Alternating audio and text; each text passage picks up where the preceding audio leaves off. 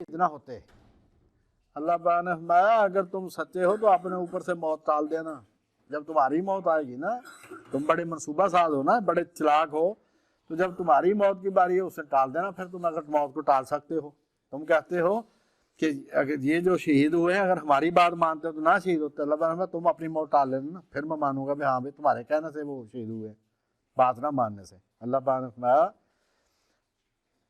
وَلَا تَحْسَبَنَّ الَّذِينَ قُتِلُوا فِي سَبِيلِ اللَّهِ أَمْوَاتًا، جو اللہ کی راہ میں شہید ہوئے ہیں، مارے گئے ہیں، ان کو کبھی مردہ خیال تک نہ کرنا. کبھی خیال بھی نہ تمہارے دل میں آئے کہ وہ فوت ہو چکے ہیں، بلکہ اللہ کا نزدیک زندہ ہے. اللہ ان کو رزق دے رہا ہے، اور جو کچھ اللہ نے ان کو اپنے فضل سے بخش رکھا ہے اس میں خوش ہیں. اور جو لوگ ان کے پیچھے رہ گئے ہیں ان کی نسبت خوشیاں منا رہے ہیں. قیامت کے دن ان کو نہ کچھ خوف ہوگا نہ کوئی غم ہوگا. اب یہ جو ہے جو پیچھے رہ گئے ہیں ان کے بارے میں خوشیاں منا رہے ہیں، اس کا مطلب یہ ہے قرآن مجید میں دوسری جگہ پر آتا ہے کہ جو نیک ہیں ان کے اہل خاندان کو ہم ایک جگہ پر جنت میں اکٹھا کر دیں گے. یہ بہت بڑی خوشخبری ہے. تو چونکہ جو ان کے پیچھے رہ گئے ہیں وہ بھی نیکی کے رستے پر ہیں، لہٰذا ان کے بارے میں وہ انتہائی خوش ہے. اور آدمی کی خوشی تب مکمل ہوتی ہے جب اس کی خوشی میں سارا خاندان بھی شریک ہو، اس کے بیوی بچے بہن بھائی والدین بھی شریک ہوں. تو اللہ نے فرمایا ایک تو وہ خود ان کو مرے ہوئے نہ خیال کرنا، ان کو اللہ رزق دے رہا ہے، اللہ کے پاس ہیں، زندہ ہے. اب جو کچھ اللہ نے ان کو اپنے فضل سے نعمتیں دی ہیں، شہادت کا انعام، اس پر وہ بہت خوش ہے. اور اپنے خاندان والوں کے بارے میں بھی بہت خوش ہیں کہ انشاءاللہ وہ بھی ان کے ساتھ مل جائیں گے. اور یہ سارے جتنے بھی ہیں ان سب کو قیامت کے دن نہ کوئی خوف ہوگا نہ کوئی غم ہوگا.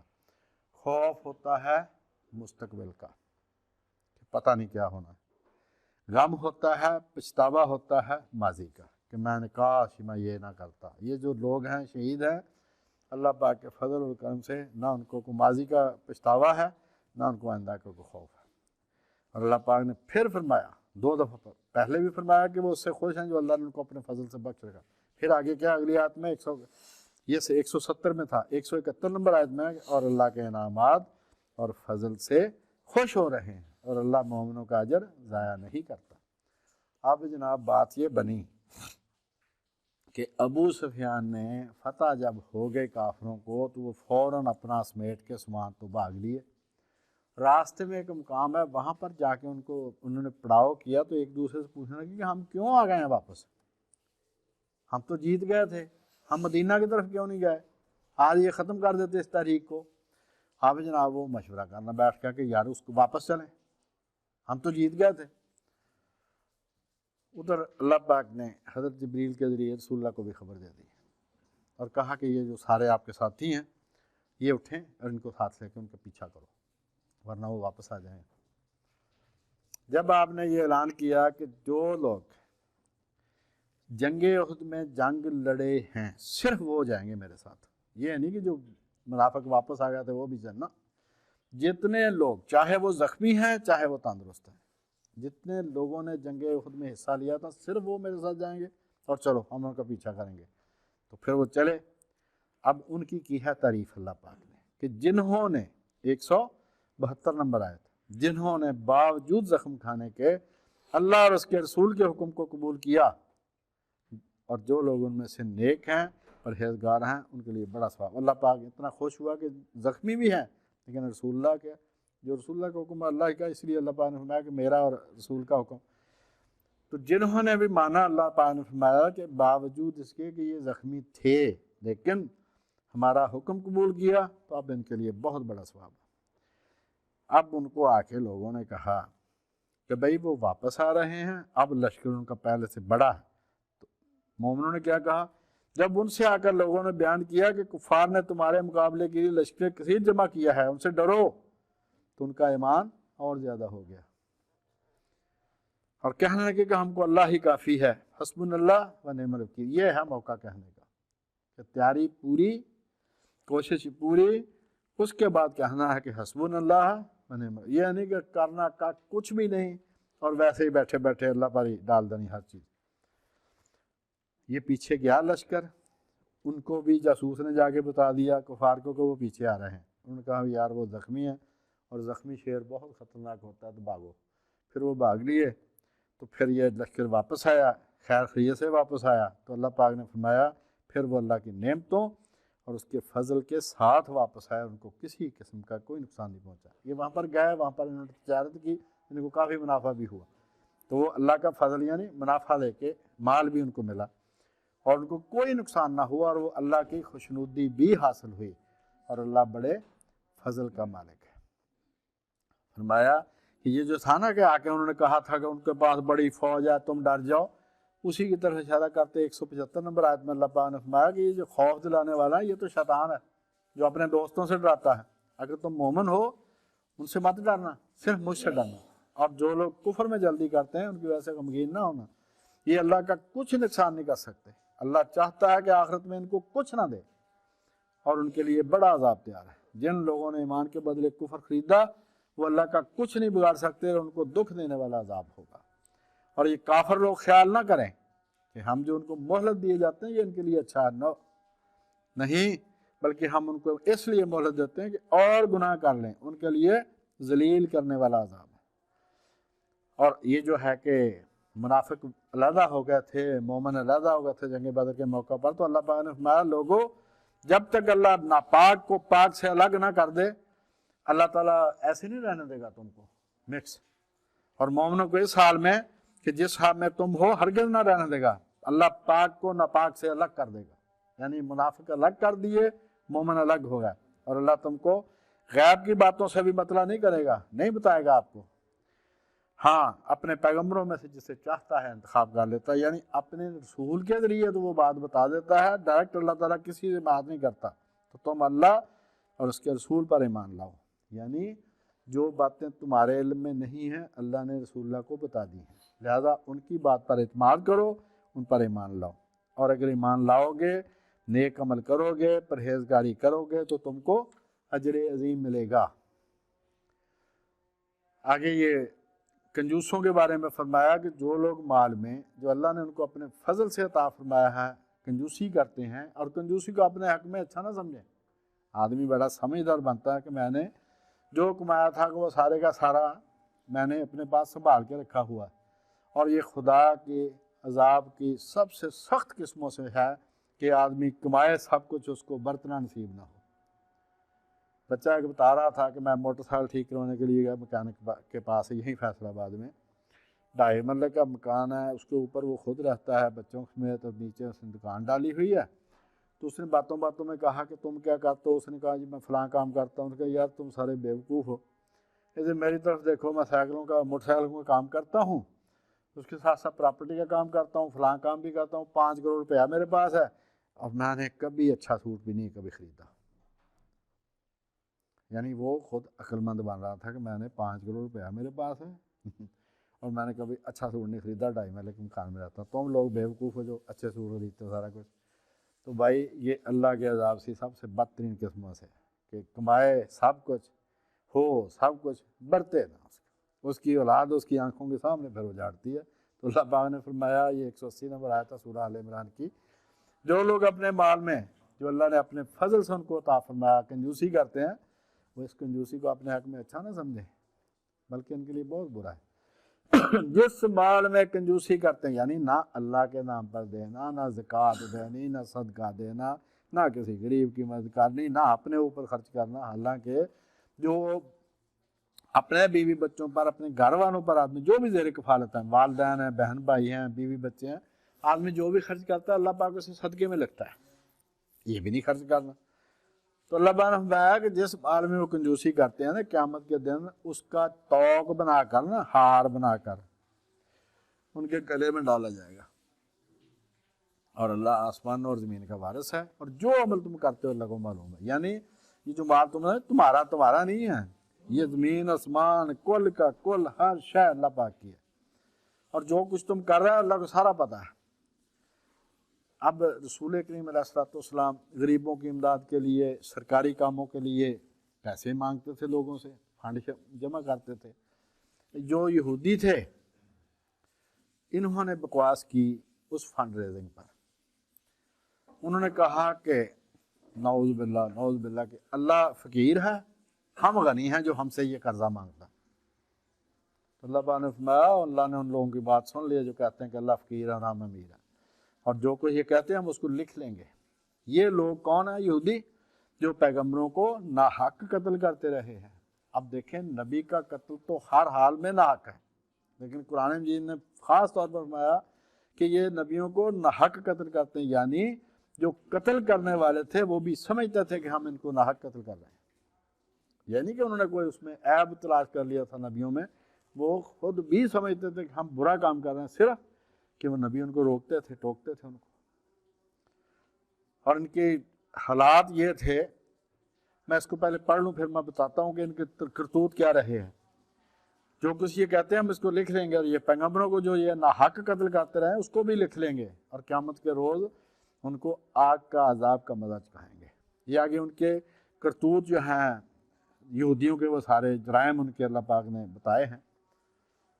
ان کا طور طریقہ یہ تھا کہ ان کا ایک بادشاہ تھا، اس نے ایک مشرک عورت سے نکاح کر لیا، شادی کر لی، جبکہ ان کے سارے نبیوں نے ان کو منع کیا تھا کبھی بھی مشرک خاندانوں میں شادی نہ کرنا، نہ اپنی بیٹی ان کو دینا، نہ ان کی بیٹی لینا، لیکن یہ کرتے تھے۔ اب وہ اس کو اتنی پسند آئی، اس نے اس کے کہنے پر بتوں کے مندر بھی بنوا دیے۔ جتنے نبی اس کے ہاتھ آئے، کیونکہ اس دور میں مختلف علاقوں میں نبی ہوتے تھے، ان کو بھائی صاحب اس نے قتل کروا دیا اس مشرکہ عورت کی وجہ سے، کہ اس کو پسند نہیں تھا کہ کوئی توحید کی بات کرے۔ صرف اس کے ہاتھ سے کون بچے؟ سیدنا الیاس علیہ السلام، جن کو ایلیا کہتے ہیں بائبل میں۔ حضرت جو تھے ان کو اللہ پاک نے حکم دیا کہ آپ یہاں سے ہجرت کر جائیں۔ ہجرت کہاں؟ جنگل میں۔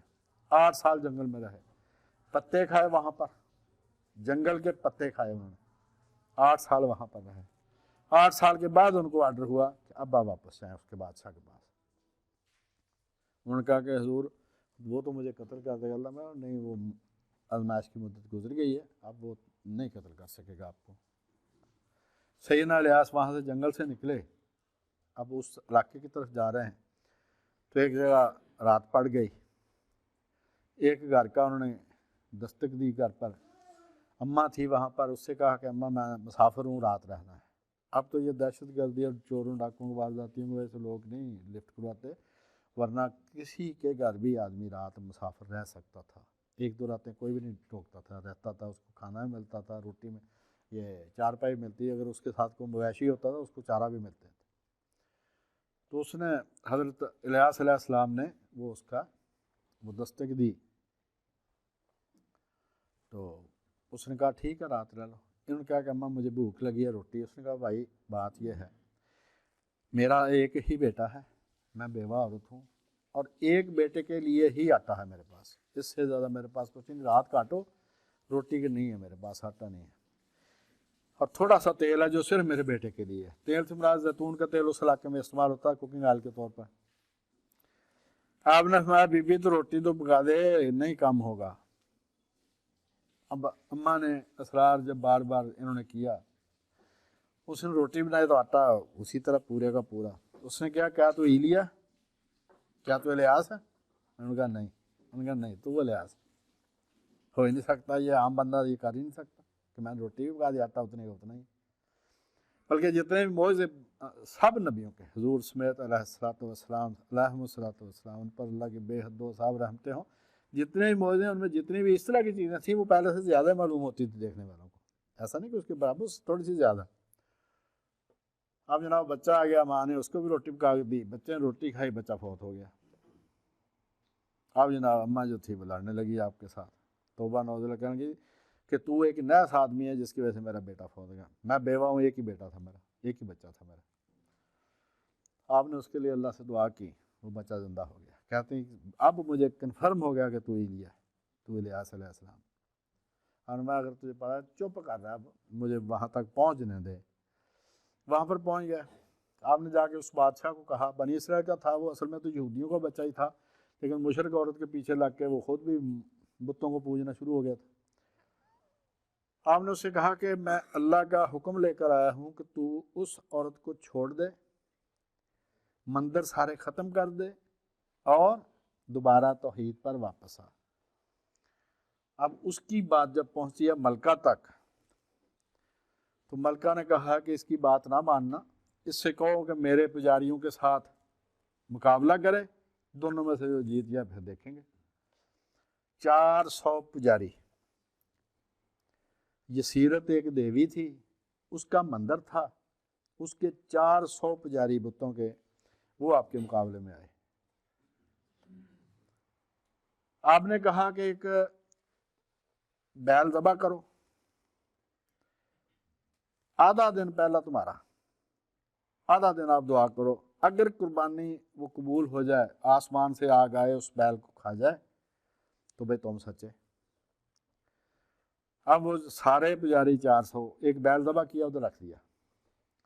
سارے پجاری صبح سورج نکلنے پر شروع ہوئے اور دوپہر تک، جب انہوں نے دیکھا بھئی بات نہیں باندھے، پھر انہوں نے ماتم کرنا شروع کر دیا، اپنے آپ کو زخمی بھی کیا، انہوں نے چھریاں بھی ماری اپنے آپ کو، سارا کچھ نہیں، بات نہیں بنی، بیل اسی طرح پڑا۔ آپ نے بھی دیکھ لیا تمہارا ٹائم ختم ہو گیا، ان کے ختم ہو گیا۔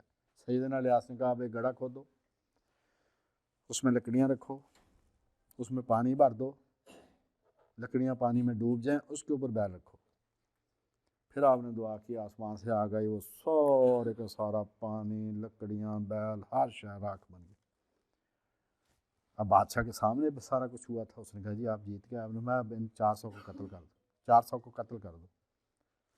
400 پجاری قتل کیے گئے۔ ہمارے یہاں نا جی، چونکہ رواداری بہت زیادہ پہنچی ہے، ہمارے گھس گئی ہے ہم میں، ہاں جی، یہ سارے قدیمہ ہیں، یہ فلانا قدیمہ ہے، یہ ٹمکانا قدیمہ ہے۔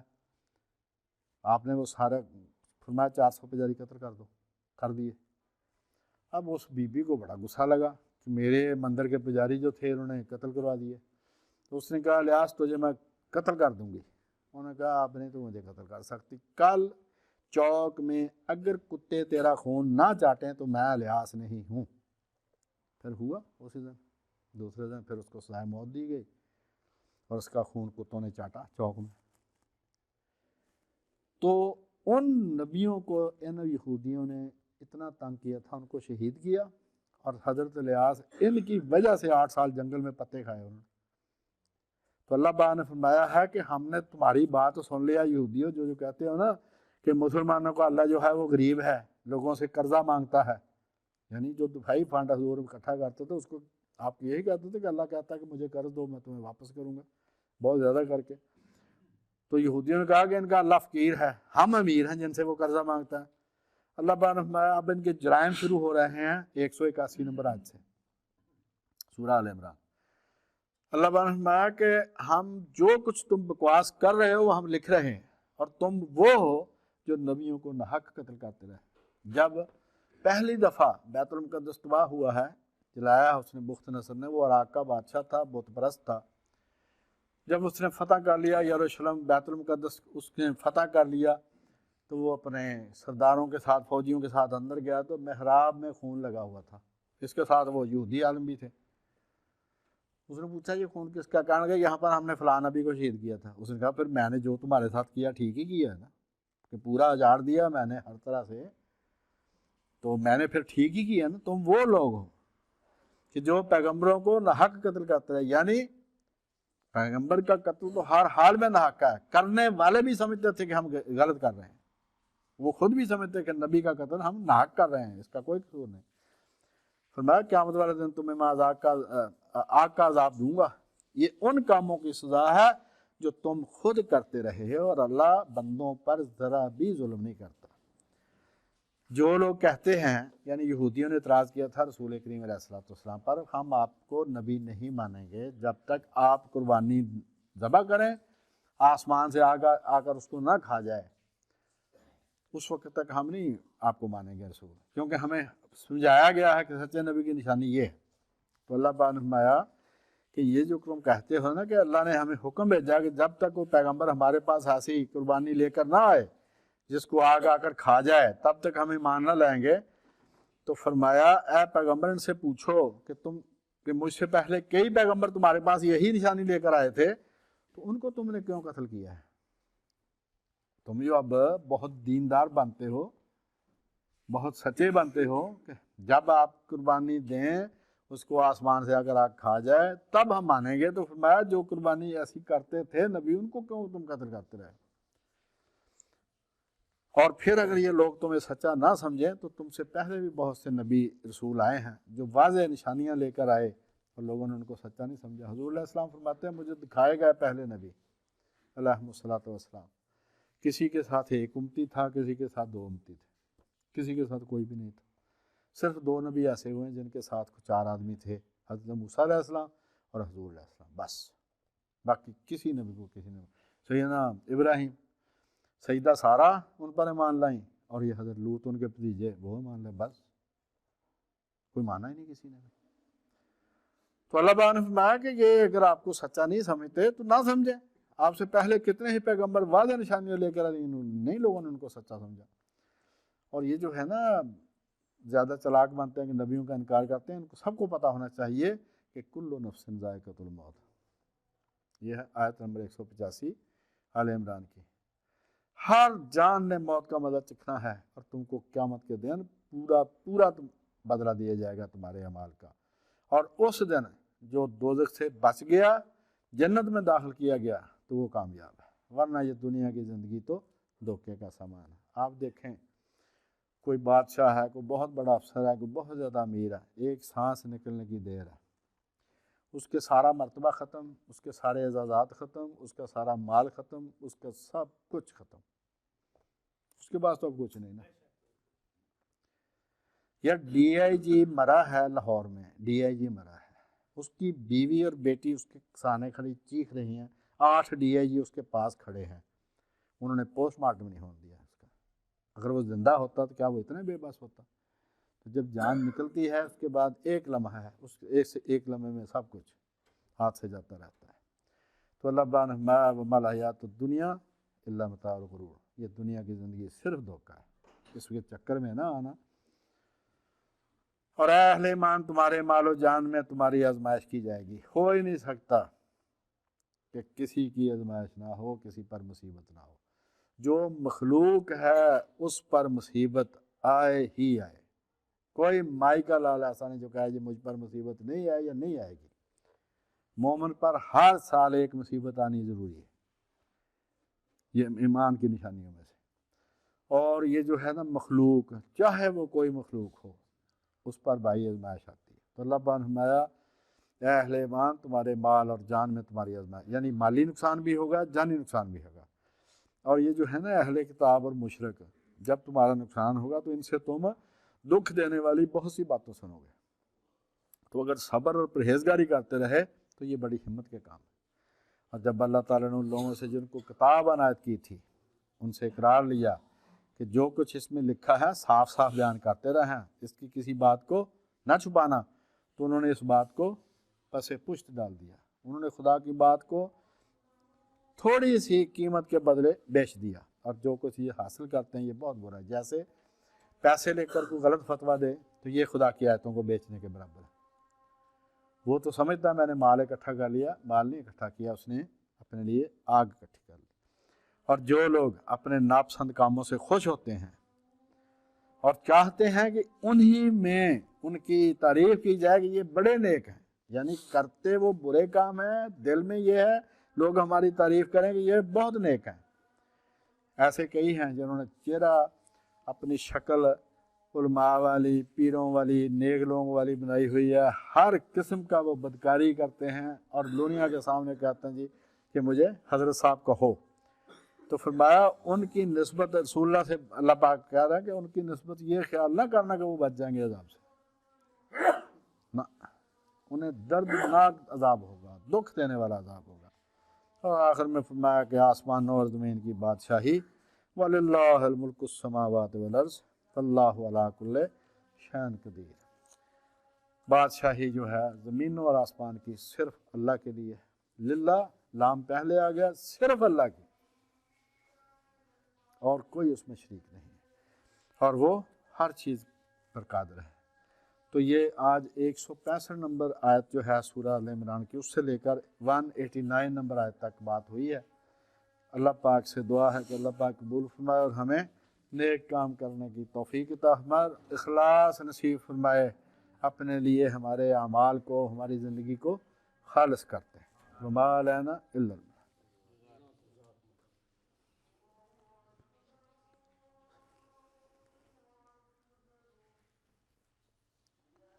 الحمد للہ رب العالمین الرحمن الرحیم اللہم صلی علی محمد وعلی آل محمد کما صلیت علی ابراہیم وعلی آل ابراہیم انک حمید مجید اللہم بارک علی محمد وعلی آل محمد کما بارکت علی ابراہیم وعلی آل ابراہیم انک حمید مجید لا الہ الا انت سبحانک انی کنت من الظالمین اللہم انی اسألک من الخیر کلہ ما علمت منہ وما لم اعلم واعوذ بک من الشر کلہ ما علمت منہ وما لم اعلم اللہم انی اسألک من خیر ما سألک منہ عبادک الصالحون واعوذ بک من شر ما استعاذک منہ عبادک الصالحون ربنا آتنا فی الدنیا حسنۃ وفی الآخرۃ حسنۃ وقنا عذاب النار ربنا وآتنا ما وعدتنا على رسلك ولا تخزنا يوم القيامة إنك لا تخلف الميعاد يا ذا الجلال والإكرام يا حي يا قيوم برحمتك نستغيث أصلح لنا شأننا كله ولا تكلنا إلى أنفسنا طرفة عين ولا إلى أحد من خلقك أبدا سبحان ربك رب العزة عما يصفون وسلام على المرسلين والحمد لله